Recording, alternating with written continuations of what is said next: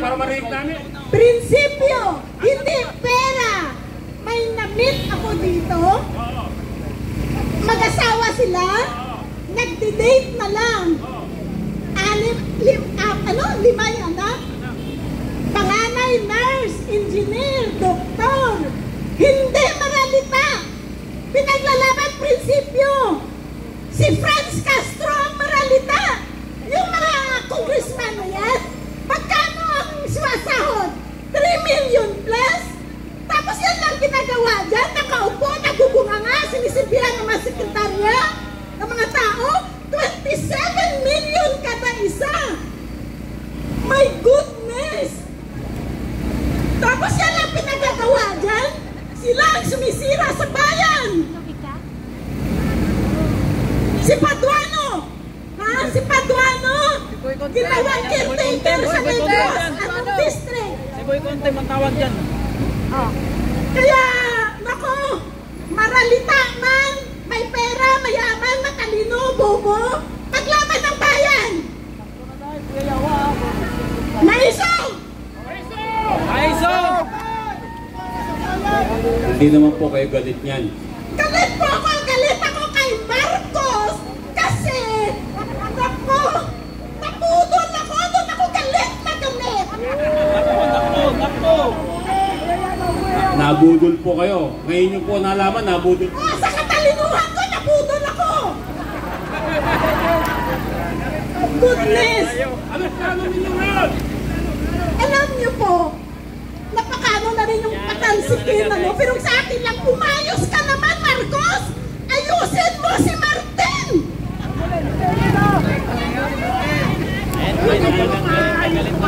Kung hindi nila maayos, tayong mag-ayos! Sabihin natin, inaapi, magpapapi ba tayo? Pinuputo lang natin na sila! My goodness, talaga, wag na. Okay na yan. Oo, tama. Galit ako kasi talagang napudol eh. Buti sana kung bobo ako. Eh, mas bobo siya. Pero napudol ako. My goodness! Laban! Ayan, nakita niyo po ha. Nanginginig pa siya sa galit dahil sa prinsipyo. Yan po ang tunay na Pilipino. May isang salita at paninindigan.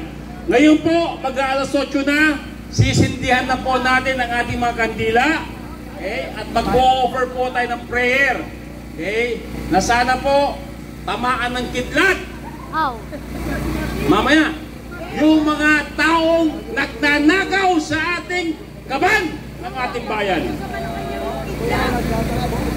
Huwag kayong mag-alala, gagawa ng paraan ng Diyos para dyan. Diba? Okay. Yes.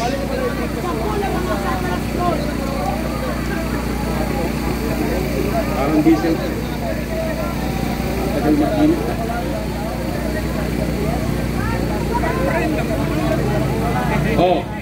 Ingatan ang buhok.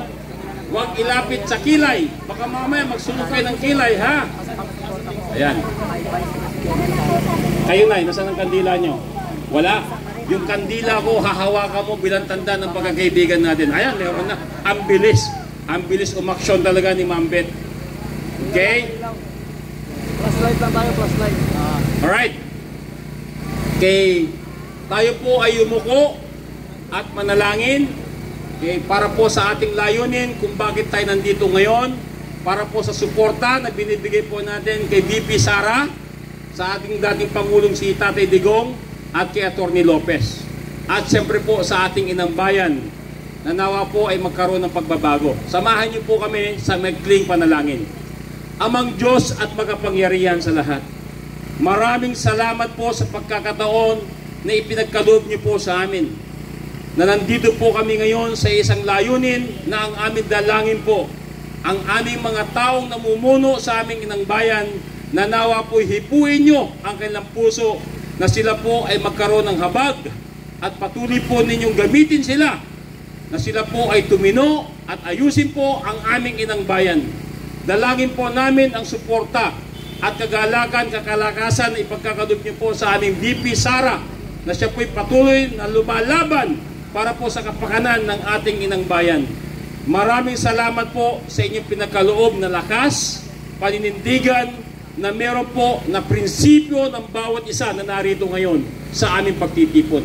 Pagpalain niyo po ang lahat ng mga vloggers na nandito, lahat ng mga tri-media group na nandito, sa lahat ng mga naghayag na kalandamdamin.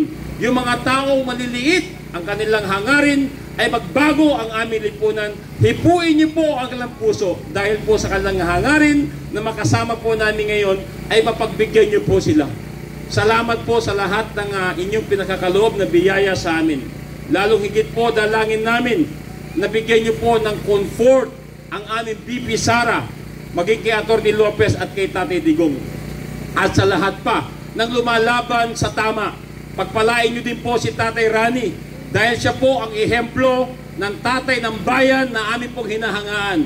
Sa kanyang serbisyo na ipinagkakaloob sa aming lipunan, siya po ay isa sa hangarin namin na dapat tularan. Maraming salamat po sa kanyang ehemplo. Maging sa lahat ng mga nandito po ngayon, sa mga taong humahanga sa paglilingkod na ibinibigay ng aming Tatay Rani, salamat po sa inyong ganap na halimbawa. Pagpalain niyo po kami, nanawa po ang aming dalangin na inyong mapakinggan para po sa kapayapaan ng aming inang bayan, maging sa kaligtasan po ng aming VP Sara at ang mga kasama niya. Maraming salamat po at mabuhay po kayo, Panginoon. Ang aming pagtitipon ay pagbibigay puri sa inyo at sa lahat ay binabalik namin na bigyan niyo po kami ng proteksyon at pagkalooban niyo po kami ng katarungan sa aming hinihiling. Nanawa po, Ama, bigyan niyo po kami ng sapat na lakas at haharapin ang hamon ng buhay para po sa kapayapaan at kasaganahan ng mga susunod na henerasyon.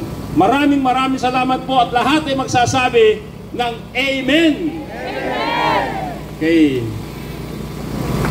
Lahat po ba dito ay nakaramdam ng pagbabago ng gaan ng kalooban? Gawin po natin ito. Huwag po tayong aalis at bibigay. Iparamdam po natin na nakikiisa tayo sa layunin po natin na magkaroon ng pagbabago ang ating lipunan. Maraming salamat po sa inyo at magandang gabi po sa lahat. Kayo po ito defender team, hindi pa? Okay, sige po. Maaari po ba yung tanggalin yung mask para marintindihan po namin? Go! Ako po'y taga Mindanao po, born and raised in Mindanao. Tumira po ako ng Davao del Norte, yung tinatawag na Diwalwal. Si Tatay Digong po, nung siya'y nag-umpisang maging politiko, high school na po ako noon. Hinahangaan talaga namin siya. Dahil matino siya, maganda siyang magpalakad ng Davao. Matuwid siyang leader. Si VP Sara nun yata ay maliit pa, hindi namin gaano nakikita yan. Yung mga jingles niya dati sa radio, naririnig lang po namin yan. Yun yung time na naglalaban-laban ang Nograles at Duterte. Ang masasabi ko po, growing up, naririnig ko po na maayos po ang palakad ni Tatay Digong sa Davao City. Nung ako po'y nakapag-asawa, siya po ay Ilocano po ang aking asawa, lagi kong sinasabi na ang pinakamagandang leader na nakilala ko ay si Duterte. Nagagalit po siya kasi si Marcos nga daw po. Ngayon, sabi niya, oo nga si Duterte, hindi si Marcos. Kasi nabudol din siya. So, nung election po, Marcos po ang binoto namin.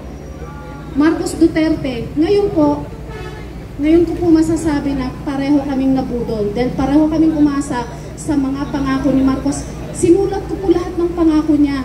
Tinandaan ko po kung yung mga infra niya, yung agri niya, yung mga tulay, basta marami po siyang ipinangako.